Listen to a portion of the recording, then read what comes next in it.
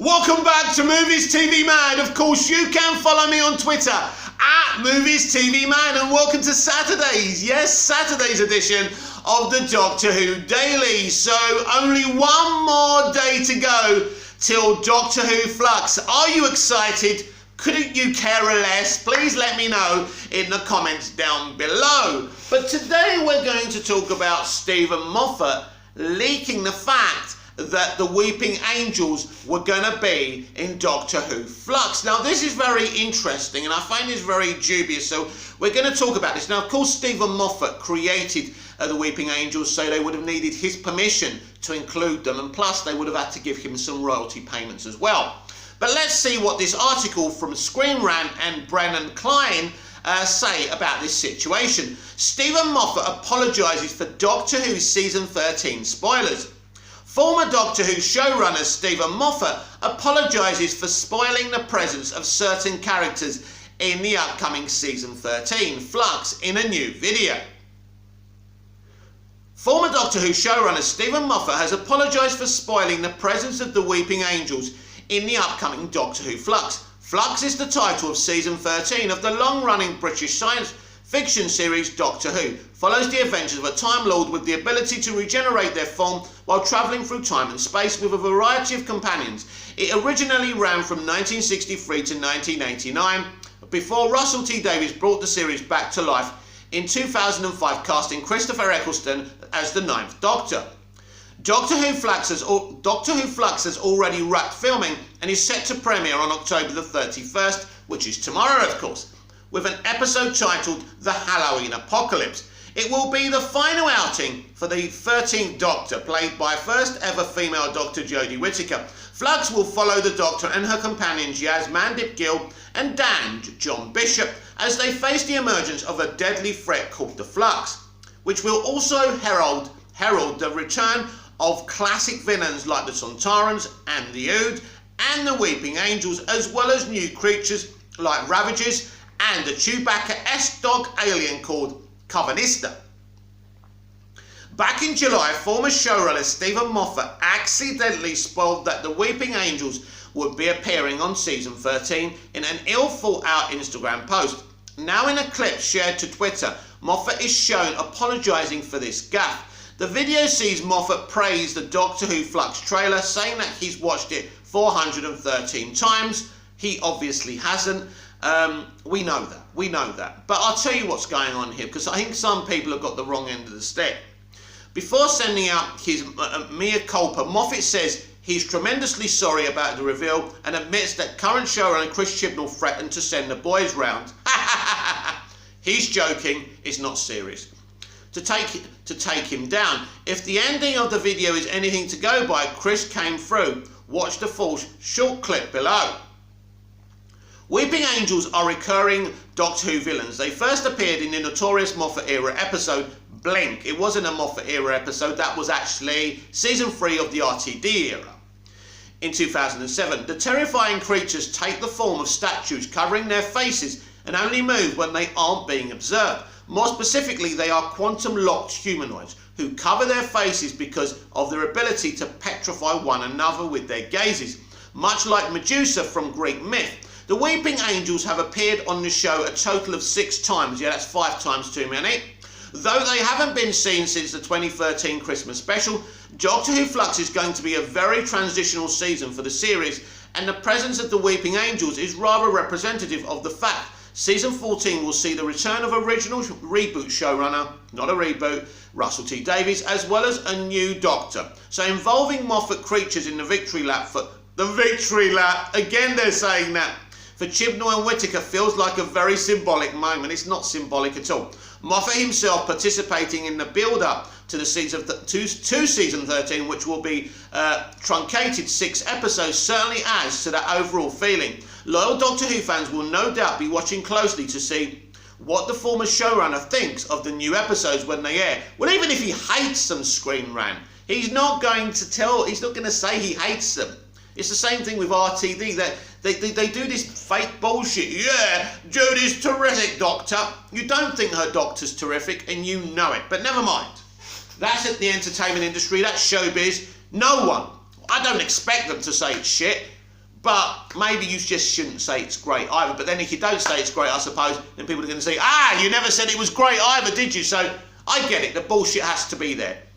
Anyway, and so a lot of people have come to me and DM me and come into my comments and everything and said, oh, look at this video. And yeah, you know, he's like, it looks like Stephen Moffat's giving Chris Chibnall some shade. Now, I respect your opinion, and that's your truth and your opinion, and that's your point of view, and you're absolutely entitled to it. But here's my take. The BBC are fucking scared. They're scared that no one's going to come in for Doctor Who Flux. I certainly think the viewers for this episode will be good. I think people will come in for Doctor Who Flux in the last 3 episodes in the iteration of the Jodie Whittaker and Chris Chibnall era, but it's not going to be huge. So I think you're looking for I think the Halloween Apocalypse will probably do about 5 million, just under 5 million. A low estimation for me would be 3.5 million, which probably is more realistic. Now, if they do 2, it's disastrous. But this is the thing. It doesn't matter. It doesn't matter who watches this. It only matters for the BBC and their bottom line. It doesn't matter for the future of Doctor Who. Doctor Who will be coming back in the 60th anniversary special, and there'll be a season 14 at least. And it will go on because Russell will make it successful again. That's the thing. So it doesn't matter how bad or good or how successful or how many people watch it or not. But of course, ratings are something that us Doctor Who fans like to look at. And so, yes, take me back to my main point of Stephen Moffat. This is a reverse psychology, everyone. This is Moffat trying to help his friend and the BBC out. So, because let me tell you something, I didn't even know he leaked this in July. I mean, I follow his Instagram, but I've never seen a post where he says the Weeping Angels are going to be in Doctor Who Series 13, but clearly he did it. It's not a genuine apology, it's a way of plugging it. Hey, it's Stephen Moffat, that showrunner of Doctor Who from the previous iteration we actually like. Well, we kind of liked him, sometimes when he didn't annoy us. I mean, I never hated him, but I didn't agree with everything he did. I mean, hate's a strong word, isn't it? But, you see, Stephen Moffat hasn't been running Doctor Who for a while. We kind of forgot the stuff he did we didn't like Hell-Bent, right? That's kind of forgiven. I don't know if that can ever be forgiven. But anyway, it's Stephen Moffat, and he's talking about Doctor Who Flux. Doctor Who Series 13. And isn't that great? That's brilliant, yeah. Well, if he likes it and he's seen, and he's watched this trailer 404 times, it must be good, right? So we better watch it. Well, at least that's what they want you to think. Now, as much as I love Stephen Moffat, I don't like the Chibnall era that much, but I've persevered in watching it because sometimes it's been okay. Season 12, definitely a better effort than Season 11. Season 12 works because of Sacha Dhawan's master and because of the intriguing, mysterious mystery box art they implemented with the Timeless Child. That's what gauged my interest with Season 12. Season 11 was a bunch of standalone episodes that bored the living fuck out of me, but the production values were beautiful, beautifully shot, not always beautifully written, and Jodie's Doctor is absolutely so bland. It's the kind of thing you would watch if you can't sleep at night. That's my opinion. That's not because she's a woman or anything else. It's because it's true from my point of view. And so this is what's going on here. This has been a disaster for the BBC. Chibnall has been a disaster. Jodie's Doctor has been a disaster. The wall ornaments they mistakenly call companions have been disastrous for them because the characters that Chibnall's brought in, including the Doctor, his version of the Doctor, have got no characterizations whatsoever. They just say things and stand there. And I'm stunned that the man who was the showrunner of Torchwood come up with this. I'm shocked that the man who did season 1 of Broadchurch came up with this. As a Doctor Who fan, this was his big opportunity to do an amazing version of Doctor Who. And he failed.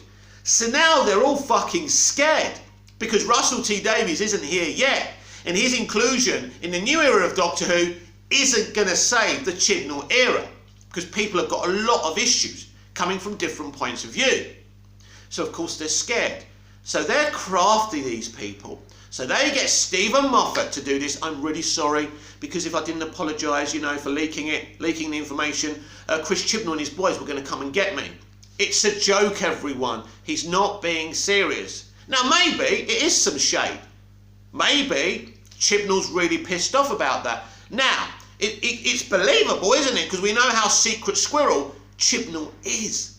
But ultimately, I don't think he's going to publicly give Chibnall shade, because that's the very thing they haven't been doing. When asked about breaking the canon with the Timeless Children, him and RTD said it was perfectly fine to break canon. They don't agree with that. They agree that you can break little bits of canon. That's fine when you're working on iconic things. But this, if this actually stays, it breaks canon no one wants to break. And I can assure you, everyone, that Russell T Davies and Stephen Moffat hate the Chris Chibnall era. That Russell T Davies and Stephen Moffat do not agree with breaking the canon of Hartnell's Doctor being the first Doctor. Let's not forget that Stephen Moffat brought Bill Hartnell's Doctor in Twice Upon a Time. Do you remember that? His final ever Doctor Who show run episode. Do you remember that? Do you really think the man who brought in an actor to play Bill Hartnell's first Doctor approves of another showrunner taking said Doctor out of that canon? No. Russell T Davies and Stephen Moffat do not approve of what Chris Chibnall has done to Doctor Who, but doesn't mean they can't be mates and they can't respect each other. But there's no question about it, they're not happy. Why do you think that Russell T Davies and Bad Wolf Productions have wrestled control from Doctor Who off of the BBC? Take a think about that for a minute. This has been the Doctor Who Daily. I'm Mick, your host with the most. Just ask your girlfriends and your wives. I will be back tomorrow. Please like, share, comment, most importantly subscribe. Tell everyone about me if you like me. And for anyone who's commented, I do read your comments and I like and love them. Sometimes I reply and say thank you. So anyone who supports the channel and all of these videos, I am so grateful to you, because I know the quality of the videos are not great, the sound's not great, the picture's not great. I'm just using a Lenovo tablet right now. That's what's at my disposal. But my plan is, when I get, and this was always my plan, by the way.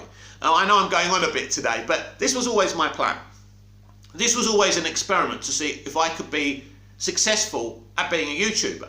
Now, what the experiment was, that I would not invest in the channel until I got to 1,000 subscribers. Now, if I got to 1,000 subscribers, I would invest money in advertising, better equipment, and have something at the beginning of the video, an intro. That's what they call it, right? An intro, and do something really fun.